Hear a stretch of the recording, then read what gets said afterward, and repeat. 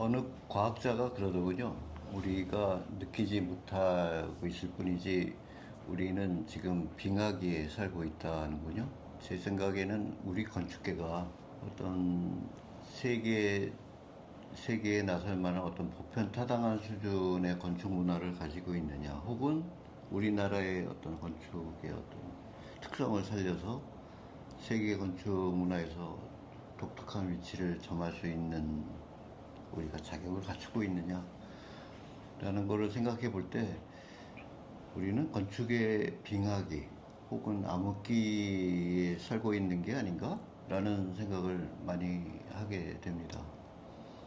그래서 그거를 왜 그렇게 생각하는지와 그렇다면 우리가 개선하고 혹은 타파해야 되는 점은 무엇인가, 그거를 건축이란 무엇인가라는 굉장히 어렵고도 복잡한 어떤 주제를 한번 다뤄보려고 합니다. 근데 그게 여러분들도 아시다시피 너무 포괄적이고 너무 복합적인 주제여서 단기간 안에는 도저히 끝나지 않을 것 같고, 이른바 아주 작은 소주제로 한번 분류를 해서 조금 여러 편이 가더라도 이것만큼은 꼭 이야기해 봐야 되겠다라는 주제를 이번에 들고 나왔습니다. 김 선생님, 저도 이제 설계를 하다 보니까 되게 사람들이 요새 각종 미디어에서도 건축 관련된 주제로 많이 다루고, 사람도 나도 건축에 관심 있어 라고 하기도 하고 실제로 관심을 보이는 분들도 많고, 근데 그 이면을 가만히 들여다보면 그분들이 생각하는 건축이 제가 생각하는 건축과 거리가 굉장히 있어 보이더라고요. 미디어 문제도 또 나중에 다뤄보기도 하겠지만, 대부분 부동산적인 가치 혹은 우린 동양 최대 규모, 세계에서 제일 높은 빌딩, 이런 식으로 어떤 물리적인 건설과 굉장히 건축을 혼동하는 게 아닌가? 라는 생각이 굉장히 많이 들거든요. 그거에 대해서 한번 김 선생님 생각하시는 거를 한번 얘기 나눠봤으면 좋겠습니다. 그동안 많이 계속 내 인생이 건축을 이야기하는 인생이었는데, 네. 그 건축 이야기를 할 때마다 내가 말하는 건축이 저 사람들한테 뭘로 이렇게 받아들이고 있는지가 항상 궁금했었어. 우리한테 오는 그 설계를 의뢰하러 오는 사람들이 첫 번째 인사가 저 건축 잘 몰라요. 그러니까 알아서 해주세요. 네. 그래. 그러고선 나중에 이제 설계하는 거 보면 이제 이건 이렇고 저건 저렇고 이래야 되고 저래야 되고 이제 그렇게들 이야기하잖아. 그래서 내가 그런 이야기를 이제 여러 번 또 경험하고 난 다음부터는 거짓말하지 마시라고. 당신이 태어나서부터 지금까지 오기까지 쭉 건물 속에서 살았는데 그 살면서 겪은 경험이 바로 건축이라는 거라고. 그러니까 우리는 건축을 그냥 보통 명사 대하듯이 생각을 하는 것 같아요. 그러니까 나는 건축은 추상 명사고 건물이 보통 명사라고 생각해요. 건축해서 만들어지는 것이 건물. 그다음 그 만드는 그 과정을 건설이라고 하는 거예요. 건설이라는 어떤 그 과정을 통해서 건물이라는 결과물이 만들어지는데, 어떤 건물을 만들 것인가를 이렇게 의도하는 게 건축이라는 건데, 근데 건축이라는 말이 이게 그 아키텍처라는 그 원어를 메이지 때 일본에서 그걸 번역을 하면서 건축이라고 잘못 번역한 것 같아요. 세우고 쌓는 거라고 번역한 게. 그러니까 그거는 완전히 이제 물리적인 행위만을 이야기를 한 거잖아. 근데 어떤 거기에 정신이 들어가 있거나 이런 거 없이 한 게 아마 또 그런 거라고 생각이 들어도. 용어에서 오는 그런 그 불일치가 굉장히 심한 경우죠. 그러면. 근데 어떤 건축이라는 용어는 세우고 쌓는 거? 그건 좀 이상하게 전달이 돼버린 결과가 지금 아마 이런 게 될 것 같아요. 그 첫 번째 주제로 사실 건축과 건설과 다른 점을 그 제시하는 이유는 그걸로 인해서 우리 사회에 굉장히 수많은 오류들이 연달아 발생되고 있어요. 그렇죠. 그래서 지난번 영상에서도 잠깐 언급한 적이 있는데 우리나라 건축을 총괄하는 정부의 부처가 건설교통부 뭐 주로 이런 쪽이었단 말이죠. 건설의 어떤 한 카테고리를 묶여 있었고 심지어는 교육계를 봐도 건축과가 예전에는 요새는 이제 건축 대학이라고 편제를 새로 하는 경우도 많이 생겼는데 예전만 해도 건축은 공과대학이지 건축공학과지 라는 것이 사회에 일반적으로 퍼져서 그렇게 해서 일반인들이 자연스럽게 건축이라는 거는 혹은 뭐 건축가라는 거는 건물을 만드는 어떤 그 물리적인 행위의 바탕이 어떤 과정에 필요한 사람 이 정도로 치부가 되어 있는 게 사실이란 말이죠. 그래서 이 인식을 좀 바로잡고자 하는 어떤 단초로 우리가 한번 건축과 건설은 도대체 어떤 차이가 있나? 그게 어떤 단어의 유사성 때문에 더 그렇게 생기는 경우도 있고 그래서 이제 시작을 해보는 거죠. 그 정책 쪽을 이제 생각을 해보면, 그러니까 뭐 옛날 건설부였다가 뭐 국토해양부, 뭐 여러 가지 다양하게 이름이 바뀌어 왔는데, 하여튼 그 우리가 해당되는 게 정책적으로는 그 국토해양부, 뭐 국토교통부인가? 하여튼 헷갈리지? 하도 많이 바뀌어서 그런 것 같아. 하여튼 그쪽에도 속해 있기도 하고 또 문화체육부에도 속해 있어요. 양쪽이 다. 그러니까 건축사협회는 국토교통부, 그다음에 건축가협회는 또 문화체육부에 이렇게 양쪽이 속해 있고 예술인 연합회가 그 예총, 네. 예총에도 건축 무슨 이렇게 예총이 그게 건축가협회가 예총 가협회가 그렇게 들어가 있고 이쪽 또 문화부 쪽은 차치하고 건설부 쪽을 보면 거기에 일하는 공직자들의 그 전공이 건축직은 굉장히 드물어요. 지금은 많이 좋아졌다고 해. 어쨌든 그때 우리가 그 행정쇄신위원회나 또 뭐 건미준 같은 이런 활동들 할 때 확인해 본 걸로는 건축직으로서 최고위직은 그냥 건축국장 한 사람이었어요. 그 나머지는 전부 다 토목직들이 우리 그 건설 정책의 중심에 있는 관료들이었었어요. 그러니까 모든 걸 토목 베이스로, 그러니까 건설이라는 게 뭐 토목도 당연히 들어가는 거니까 그걸로 다 그냥 정책이 입안되고 집행되고 그 결과를 우리가 이제 보는 거고.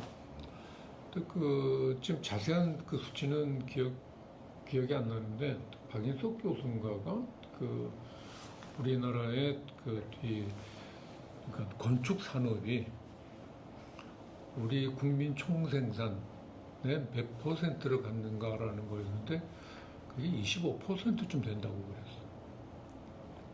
그 우리나라의 그 경제 활동의 25%가 건축에서 일어난대요. 뭐 아파트 짓고 하는 거 보면 아마 그럴 만도 해.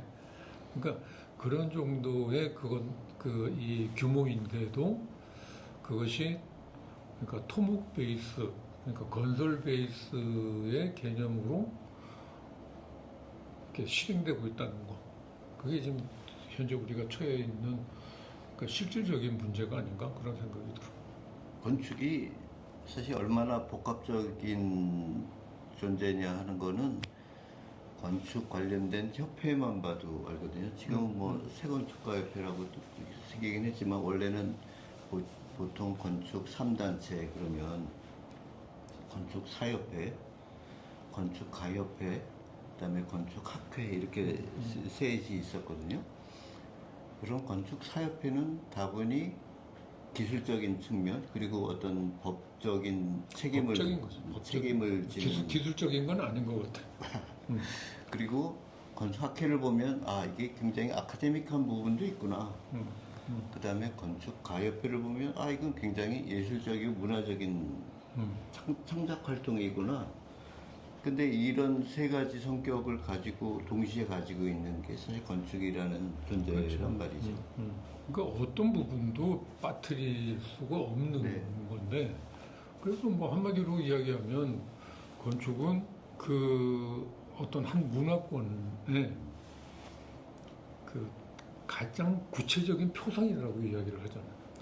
그 사회가 그 결과물로서 저 건축을 만들고 건축이 이제 도시를 만드는데 그 도시의 풍경이 주는 이 결과적인 느낌이 결국 그 사회의 또 문화성을 표상한다라고 본단 말이에요. 우리가 뭐 해외에 나가면 외국을 가면 그 나라의 풍경을 보는데 그 나라의 풍경이라는 게 그 도시의 풍경이나 뭐 자연 풍경도 있겠지만 대부분 다 도시 풍경을 보고 아 이 나라는 역사가 오래됐구나. 그러네요. 아니면 어떤 뭐 문화적인 수준이 이런 정도겠구나라고 또 다들 생각하잖아. 그러니까 가장 물리적이고 직접적인 증거가 문화적인 증거가 건축이라고 봐야 돼요. 그러면 아까 저기 뭐 일제 영향도 사실 말씀을 하셨는데 기본적으로 왜 우리나라가 이 건축과 건설을 이렇게 혼동하게 된 걸까요? 그건 뭐 역사 이야기를 하자면 또 그것만 가지고도 한참 이야기를 해야 되겠지만 일단 역사적인 것만 갖고 한 꼭지를 생각하면서 이야기를 해보면 이런 것 같아요. 우리가 지금 현대라는 시점에 살고 있는데 우리의 현대가 있기 위해서는 우리의 과거가 있었을 거 아니에요? 우리 과거를 뭐 반만 년이라고도 이야기를 한다고. 5,000년이라는 시간 동안 단군조선인들의 지금까지 이 땅에서 우리가 살아왔단 말이에요. 살아왔었다면 살기 위한 도구로서의 건축은 분명히 있었을 것이고, 근데 그렇게 해서 쭉 유지되어 오던 게 어느 날 그 방법보다는 이 방법이 나아라고 받은 게 현대건축이에요. 현대건축인데 이걸 건축을 이론적으로 이야기를 하자면 또 다른 이야기가 되겠지만 나는 우리가 유지해 왔던 어떤 건축적인 형식이 어떤 한계를 가질 수밖에 없었다고 생각을 해요. 그건 뭐냐면 목조의 가구조였었다는 그 한계. 근데 우리가 5,000년 동안 그 방법을 계속 써왔다는 이야기는 그 나름대로 그것이 필요한 그런 이유가 있었을 거란 말이에요. 그렇죠. 그런 이유가 있어서 그렇게 쭉 써왔었는데 지금 우리가 하고 있는 현대건축은 유럽에서 시작이 된 거고 서구에서 시작된 그런 그 건축 방식은 처음서부터 우리하고는 다른 궤로 시작이 돼요. 그러니까 벽돌이나 돌을 쌓아가지고 이렇게 쌓아 올리는 식으로 집을 지었단 말이에요. 그렇죠. 그야말로 건축해서 만들어진 게 걔네들의 이제 집을 짓는 방법이었고 우리는 이렇게 기둥하고 볼을 엮고 거기에다가 석가래 얹어서 기와를 얹으면 집이 되는 그런 식으로 이제 살아오던 방법이었는데 그게 우리한테 우리는 이제 5,000년 동안을 계속 그 한 가지의 형식만으로 쭉 고집해서 살아왔지만 서구에서는 모더니즘을 만든 서구에서는 그 건축이 자꾸만 이제 한계에 부딪히니까 그러니까 예를 들면 교회를 높게 짓고 싶은데 하늘에 가까이 가기 위해서 근데 벽돌로 쌓아갖고서는 한계가 있단 말이에요. 그러니까 뭐 플라잉 버틀레스 만들고 해가지고 뭐 고딕이 나오고 하는 그런 소위 건축 양식을 계속해서 발전시켜 나가면서 건축이 이루어졌었고 그게 이제 산업혁명으로 철근 콘크리트를 건축공사에 쓰게 되면서 완전히 확 소위 말하는 건축의 패러다임이 바뀌어버려요. 바뀌어버리는데 재밌는 거는 그걸 지금 요즘에 와서 꼼꼼히 생각을 해보면 그 서구에서 조적적으로 발달해오던 건축이 산업혁명이라는 새로운 계기를 통해서 건축의 패러다임을 바꿨는데 그 패러다임으로 가구조로 바꾼 거예요. 소위 말하는 철근 콘크리트 라멘조라고 하는 게 그렇죠. 기둥 세우고 보 세우는 거잖아요. 보를 걸쳐서 슬라브를 얹고 그거다 지붕 씌우는 거잖아요. 그렇게 되면 그러니까 나는 꼬르비제가 이야기했었던 근대 건축 5원칙이라는 게 옥상 조각만 빼면 우리가 이미 다 하던 거예요. 그렇죠. 응. 그렇게 하던 건데 그걸 그냥 이거 우리가 하던 거야라고 주장할 기회를 우리가 못 가졌어. 그게 뭐냐면 우리의 근대화되는 과정에 굉장히 씁쓸한 역사적인 어떤 그걸 뭐라고 표현해야 되지? 어떤 결함을 갖게 되는 거예요. 그게 나는 크게 봐서 그 식민지의 경험은 문화적인 정체성을 뺏기는 거예요. 그게 무슨 위안부가 끌려가고 뭐 전쟁에 동원되고 뭐 가서 강제 노역을 했고 하는 그런 그 피지컬한 것도 있지만 문화적인 정체성 그러니까 언어를 말살하려고 했고 이름을 자기네들 식으로 바꾸라고 했었던 그런 지배를 당했었던 그 뭐 짧은 36년이지만 외국의 다른 나라의 식민지 경험을 보면 뭐 가깝게는 대만만 해도 100년간의 식민지 경험이고 다른 나라들은 뭐 몇백 년씩 식민지를 당하잖아. 근데 36년이라고 굉장히 짧은 식민지 경험이었는데도 그 지배의 강도는 어마어마했었어. 그러니까 내선 일체 뭐 이런 식으로 해가지고 왜 아예 자기 국민화 시켜버리려고 했었던 그런 거니까 그렇게 돼서 그런 이제 문화적인 정체성을 뺏긴 경험 그리고 거기서 풀려났을 때 곧바로 전쟁이 시작이 돼갖고 전 국토가 폐허가 돼버리고 그런 경험을 했단 말이에요. 그러니까 그 과정에서 우리가 다시 이제 그러니까 소위 말하는 이제 복구라는 걸 해야 되는데 복구하는 과정이 차근차근 질서 있게 어떤 기획을 갖고 진행이 됐다면 지금과 같지는 않았을 거예요. 근데 그게 그러니까 질은 관계없이 양의 문제만 해결하면 그렇죠. 됐어야 됐다는 게 우리의 근대 사람. 그러니까 그렇게 되니까 사람들의 인식이 일반인들이 그러니까 이 건축을 소비해야 되는 이 국민이 일반인이 그 소비자들이 건축에 대해서는 관심은 이게 얼마나 좋은 건축이냐, 뭐 좋으냐, 나쁘냐를 떠나서 이게 얼마나 돈의 가치가 있느냐. 부동산으로서의 그거. 그 다음에 또 모든 사람들의 관심이 재정적으로 넉넉하지 않은 상태에서 했으니까 싸게 빨리 짓는 쪽으로만 모든 게 다 이렇게 몰두를 해버리니까.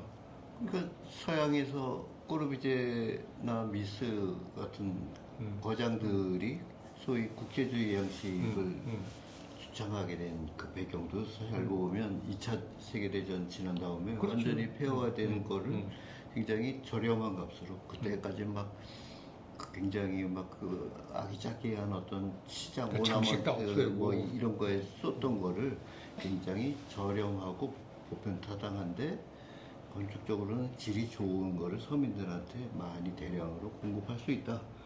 해서 태생이 된 게 국제주의 양식에다가 심지어는 집합주택이라는 형식도 태동하게 되고 근데 이제 우리는 말씀대로 전후복구 상에서 갑자기 이게 뭔지도 모르고 사실 국제주의 양식을 덜커덕 도입하게 된 경우나 사실 마찬가지가 된 거죠. 근데 우리하고 그 서구하고 다른 경우는 서구는 그렇게 이제 1차, 2차 뭐 세계대전 같은 걸 벌리면서 이제 황폐해졌기도 하고 그다음에 이제 산업혁명이 일어나면서 이제 도시화가 갑자기 그렇죠. 인구 집중이 일어나면서 이제 그 거주 문제를 해결하기 위해서 이제 그런 대량 생산을 하는 거였는데 그 사람들은 문화적인 정체성을 가진 상태에서 했단 말이에요, 그거를. 그러니까 아돌프 로스나 이런 친구들이 뭐 장식은 죄악이다라고까지도 이야기를 하면서 장식을 배제시킨 이유가 그 근대적인 어떤 합리주의 쪽으로 어떤 그 철학적인 그게 바뀌어가면서 뭔가 새로운 거를 시도해야 되는 그때의 시대 정신 같은 것들이 있었는데 우리에게 있어서는 그런 시대 정신으로 그런 거를 이렇게 커버링을 하지 못하고 그냥 무조건 지어버리는 무슨 뭐 시대 정신이 어떻고 뭐 건축적 패러다임이 어떻고 뭐 국제주의 양식 뭐 그런 게 무슨 의미가 있었겠어. 그리고 또 하나 그 우리가 가지고 있었던 어떤 그 대중적 감성에서의 차이는 또 뭐가 있다고 생각이 드느냐면 이제 그 전통에 대한 공부를 하다가 알게 된 건데 그 우리나라가 뭐 유네스코 기록 유산인가 거기도 네. 등재될 정도의 기록을 자르는 민족이잖아. 네. 뭐 조선왕조 그 실록이 며칠 뿐이라고 그러더라. 또 뭐 어마어마한 그 날짜에 네. 하루도 빼지 않고 기록을 했다고 하는데 거기에 건축가라는 이름은 등장하지 않아요. 그렇죠. 박자충이가 뭐 했다 어쨌다 뭐 정도전이가 했다 또 뭐 저격용이 했다라고 하는데 그 사람들을 건축가라고 부르기에는 좀 애매해. 근데 사실 우리 건축의 그 양식은 가구조의 양식에서는 건축가라는 직능이 필요 없었어. 그렇죠. 그냥 나 재산 이번에 이만큼 투자할 거니까 몇 칸짜리 집을 어디를 보고 줘라고 네. 이야기하면 끝나는 거예요. 그러니까 주인이 다 결정했었단 말이에요. 그리고 그 목수들은 그냥 주어진 재료 가지고 원하는 집주인이 원하는 칸수만큼을 만들어내면 되는 거였었단 말이에요. 그러니까 뭐 땅이 이상하게 생겨서 뭐 기역자로 꺾거나 미음자로 짓거나 뭐 일자로 뭐 나열을 하거나 하는 그런 선택은 어떻게 그거는 다 주인이 결정하는 몫이었다고. 그래서 나는 풍수지리가 발달했다고 생각해요. 그렇죠. 그리고 저도 우리나라 구건축 얘기를 할 때, 그게 이제 말씀하신 대로 목조 가구조라는 그 한계가 굉장히 분명했고, 또 그런 형식에 대한 어떤 완성도는 이미 올라올 대로 올라온 상태에서, 그래서 한계가 있다고도 얘기하지만 저는 이제 나중에 이제 고건축 꼭지에서 한번 깊이 있게 다뤄볼 문제이긴 한데 그래서 우리가 굉장히 한계점도 갖고 있었지만 우리가 미처 발견 못하고 있는 우리나라 고건축만의 어떤 중요한 있어요. 시점이 거기에 숨어 있다. 라고 저는 뭐 얘기를 하거든요. 그러니까 옛날 그 우리 전통 건축에 이제 설계도라는 게 이제 동굴도라든지 뭐 이런 것들에 이제 남아 있고 또 뭐 이렇게 그 부지런히들 이제 발굴해낸 이제 설계도가 있긴 있는데 거기 보면 그냥 그 그리드로 점 기둥 짓고 그다음에 칸 나누고 거기에 그냥 그 방에 또 기능이 아니라 여기는 청, 여기는 방 하는 식으로 그러니까 그 방의 형식에 대한 것만 쭉 써져 있어요. 쓰는 건 사람들이 알아서 쓰고. 근데 이제 그럼 나중에 뭐 전통 건축 언제 이야기할 때가 있으면 그때 이야기를 하면 되겠지만 문제는 뭐냐면 그 도산서당을 의 시작은 도산서원이었잖아. 네. 도산서원을 이제 그 퇴계가 내려가서 이제 낙향해서 거기다 이제 제자들이나 키우자 그래갖고 도산서당을 시작을 하면서 거기에 온 학생들이 이제 그 기숙사를 하나 만들어야지 되니까 그 기숙사를 이제 만드는 일을 법련이라고 하는 그 스님, 그때 옛날에는 아마 스님들이 그 목수일까지도 했었나 봐. 네. 그러니까 그 절도 이제 목수들이 직접 지었어야 되니까. 네. 그랬는데 그 법련이라는 그러니까 현장 소장한테 그 서울에 있던 그 퇴계가 작업 지시서를 내려보내. 아. 글로 써요. 네. 설계를. 네. 구분 모양으로 집을 만들 때 앞에는 뭐 3칸으로 하고 뒤는 4칸으로 하고 그 처마가 이어질 때가 애매하니 거기를 뭐 어떻게 잘 만들어라든가 하는 식으로 그냥 글로 써 설계를. 그러니까 그렇다는 이야기는 뭐냐면 건축을 결정하는 어떤 집을 어떻게 짓겠다라는 걸 결정을 하는 것도 집주인이 했고, 그다음에 거기에 대한 그 공사 감독까지도 이제 그 사람들이 다 하는 그런 거였단 말이에요. 그러니까 그때의 건축을 하는 전문가, 그 소위 그 우리가 말하는 도편수나 대목이나 하는 그런 사람들은 그냥 기술자였어요. 그러니까 그 집주인의 의지를 구현해주는 기술자 정도로만 되는데 그게 지금까지도 우리 사회에서 유효해.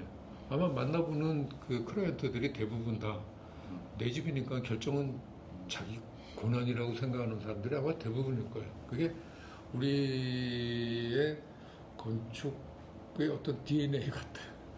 그 예전에 그 집주인이라고 말씀하시는 분들이 대개 다 사대부였고, 사대부들이죠. 그 나름대로의 그 도양 철학 뭐 이런 거에 굉장히 깊숙이 몰두되어 있던 분들이라 그분들이 현대에 와서는 건축가의 역할을 한다고 분명히 보여줄 수 있는 거죠. 근데 그게 그 전통 시대에 뭐 지금보다는 그 사회가 단순했을 거잖아요. 그죠? 그러니까 그 단순하던 사회 시스템 속에서는 그게 통했을 거예요. 그렇게도 아무 문제 없었고, 또 그게 또 우리 건축의 어떤 본질적인 것이기도 했었으니까. 근데 지금 와서는 굉장히 사회가 세분이 되고, 서구 같은 경우에도 건축가들, 서구에서 말하는 건축가라는 사람들은 처음에 기술로 시작을 해서 이제 또 작가의 대접을 받게 됐는데, 그때까지만 해도 다 시공까지 직접 다 했다고. 그러니까 어떤 구상을 하고 그 구상을 구체화시키는 작업까지 건축가들이 다 했는데, 어느 날서부터 이렇게 분리가 되기 시작을 해요. 설계만 하는 사람과 그다음에 이 공사를 그걸 제작하는 사람으로. 그러니까 그게 왜 그런 이야기잖아. 그 성당을 지을 때 성당을 장식하기 위해서 그 벽화를 그리고 천정화를 그리고 하던 사람들이 다 화가로 독립해 나가고, 거기에 조각을 장식품 조각을 놓던 뭐 피에타상을 만들고 했던 사람들이 다 나중에 조각가로 독립해 나가고, 뭐 로댕도 그 생각하는 사람이 지옥문에 있었던 하나의 장식품이었다고 하는 것처럼 그렇게 해서 나가고, 뭐 귀족들이나 왕을 즐겁게 해주려고 했었던 궁정음악가들도 나중에 다 독립된 장르로 나가는 것처럼, 그러니까 건축이 그 독립이 제일 늦었대요. 건축가가. 그랬는데 우리나라의 경우에는 그렇게 독립할 만한 건축가라고 하는 장르가 없었다는 게 우리한테는 그게 지금까지도 그 후유증 같은 게 지금 아마 우리나라의 건축 문화를 이렇게 이렇게 올가매고 있는 멍해 같은 게 아닐까 싶어. 또 우리나라 그 시대 변천사를 이렇게 한번 되짚어 보면 말이죠. 그런 오해가 불거지게 된 그 과정을 한번 상상을 해보면, 처음에는 그야말로 뭐 많은 물량이 필요하고 그 각종 많은 국민들이 자기의 집, 주거 공간을 이제 뭐 배포, 그래서 그걸로 만족하고 살았는데 이제 소위 얘기하는 고급화.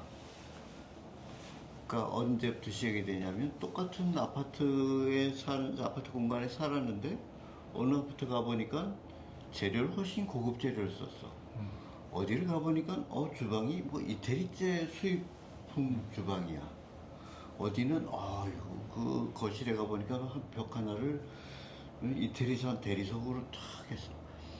하게 이 고급화에 대한 생각이 어떤 장식이나 재료의 고급 혹은 기기의 고급화는 이게 고급 건축이구나라는 오해를 심어주기에 굉장히 적절한 변화가 아니었나. 그래서 건축이라는 거를 맛보기 전에 이미 고급화된 건설의 면을 보고서 이게 건축이구나. 물론 인테리어 하시는 분들을 뭐 폄하하는 얘기는 아니지만 그렇게 해서 장식과 건축의 어떤 요소를 치장함으로 인해서 이끌어내는 고급화의 현상, 이게 또 하나 굉장히 건축에 대한 왜곡된 이해를 불러일으킨 게 아닌가? 라는 생각이 그러니까 난 그거를 이야기를 하자면 또 그 우리의 그 소위 공동주택의 역사를 또 한번 훑어봐야지 되는데, 그러니까 우리나라 국민의 지금 대부분이 다 아파트에 살고 있잖아. 내가 아는 건축가들도 대부분 다 아파트에 살고 있어. 행복하게 살고 있어. 그러니까 나 같은 경우는 굉장히 특별한 경우가 돼버리는데, 그 아마 86, 88 올림픽을 계기로 이제 우리도 뭐 선진국 대열에 이제 들어선다 뭐 이런 그게 생기면서 소위 말하는 이제 중산층이라는 게 형성이 되기 시작을 해요. 응? 근데 중산층이 형성이 되면서 이제 아파트에 살고 있는데 이 사람들이 가장 기분 나빴던 게 그거래. 그 복도를 그러니까 그 계단실하고 엘리베이터홀을 중심으로 두 집이 마주보고 있잖아. 근데 동시에 문을 열었을 때 자기 집의 미러를 보는 거잖아. 그렇죠. 자기 집 똑같은 집이 앞에 있다는 게 굉장히 기분 나쁜 거야. 그래서 그거를 해결하기 위해서 어떤 생각을 갖기 시작하냐면 조금 여유 있는 사람들은 그야말로 인테리어를 싹 다시 해요. 이태리 대리석을 깔고 뭐 오스트리아제 샹데리아를 달고 뭐 이런 거에다가 뭐 굉장히 비싼 그림들 갖다가 걸고 뭐 가구도 이렇게 국내 가구가 아니라 뭐 유럽에서 수입한 가구들 갖다가 이제 장식을 하고 하는 식으로 소위 말하는 꾸미는 걸로 그래. 근데 그 전에 또 어떤 그게 있었느냐면 한때 시골 농가들을 다니면서 그 뭐야 소죽 그릇이나 그 이상한 골동 가구들을 잔뜩 수집했었던 시대가 있었어. 나는 그게 굉장히 이상한 현상이라고 생각했었는데 그게 완전히 이렇게 박스로 가져오진 그동안에 살아보지 못한 그런 공간 속에 그러니까 획일화된 공간 속에서 살면서 뭔가 좀 변화를 주고 싶은데 그 변화의 모티브가 그런 그 우리의 전통적인 골동 가구 쪽으로 갔던 게 아닌가 싶어요. 그래서 그 저기 나한테도 그런 게 몇 개 있어. 지금 저기 보면 무슨 그 사방 탁자라든지 그런 목가구 같은 것들 그런 것들이 있는데 그래서 한때 그 장안평에 있는 그 고가구점이 굉장히 융성했었던 적이 있어. 근데 그런 걸 하나 들여다 놓고 그러니까 그 이 큰 여물통 같은 거 위에다가 유리 하나 강화 유리 하나 딱 얹어놓으면 굉장히 근사한 탁자가 되고 하는 뭐 그런 것들로 뭔가 이렇게 차이를 만들고 싶어 하는 그런 시기가 있었고 그게 나중에 이제 경제적으로 더 크면서부터는 아니야 유럽 가서 사갖고 와야 돼. 그래서 어떤 사람은 내가 아는 어떤 그 이런 말해도 미안하지만 졸부 같은 사람은 유럽에 가서 이태리 농가에 가고 그 농가의 가구를 몽땅 다 사갖고 와요. 심지어 문자까지. 그래서 자기 집에다 갖다 붙여보고 그런 식으로 해놓고서 우리한테 근사하니까 뭐 오라는 식으로 뭐 와인 파티를 하겠다나 그렇게 해서 부른 적도 있고 그런데 근데 그런 식의 어떤 뭔가 그 이제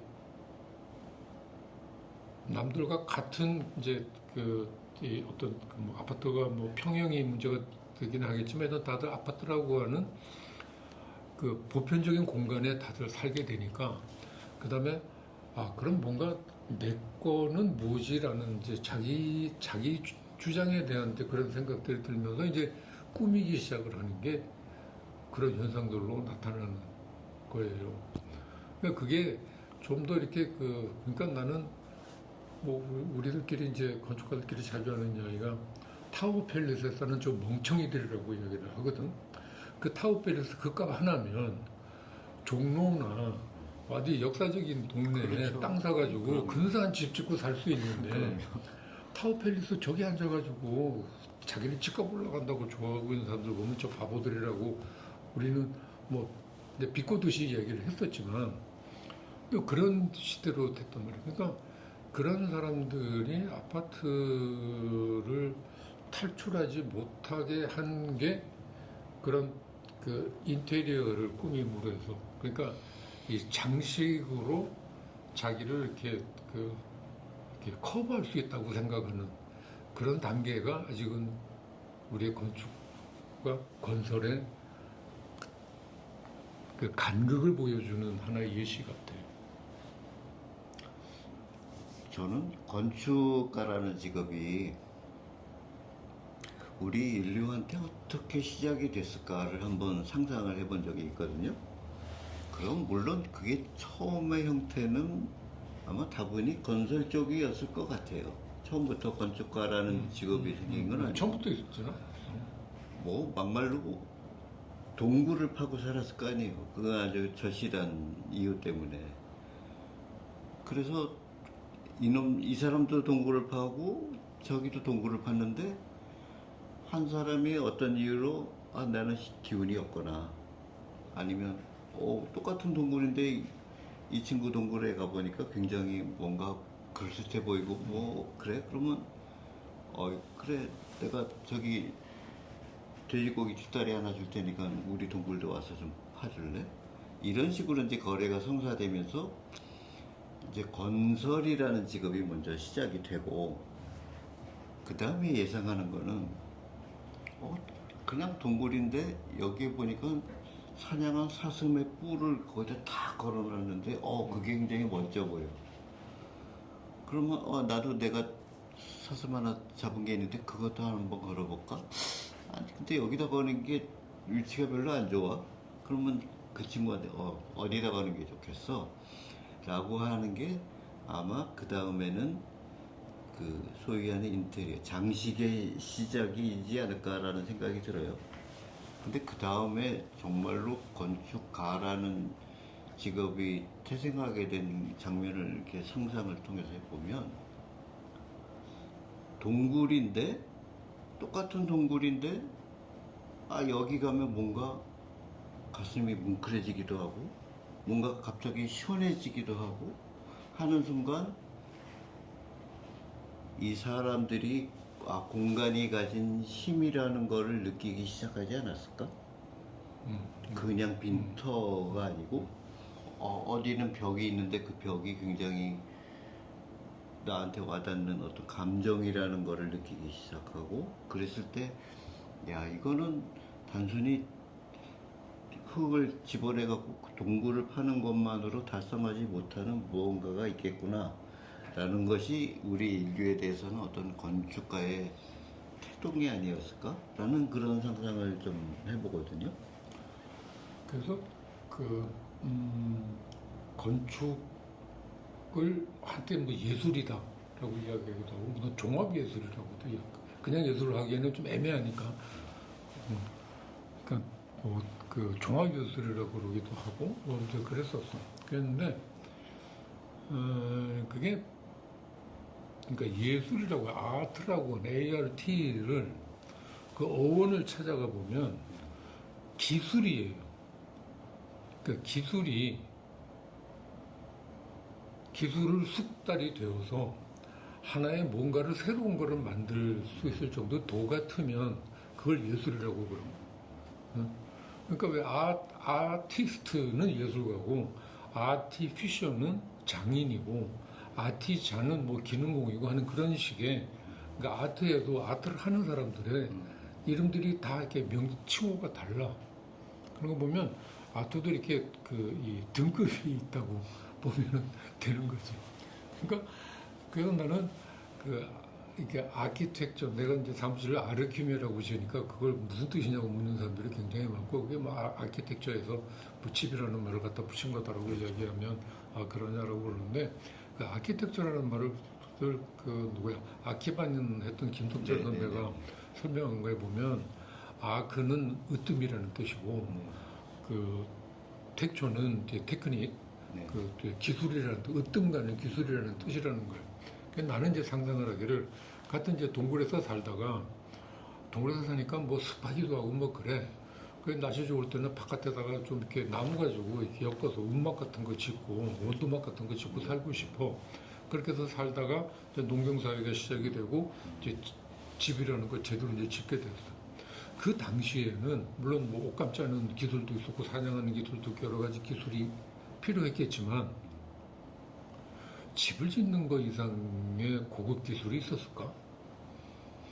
그게 으뜸 기술이라는 말이 그래서 생기지 않았을까? 그래서 싶은 생각이 생각을 그래서 그걸 하는 거고 그거를 그러니까 이렇게 뭐 그 요즘에는 그래서 건축은 예술이라고 이야기하면 그 약간 이제 맛이 간 사람들이 이야기하는 이야기고 건축은 문화다라고 이야기하는 게 맞을 것 같아.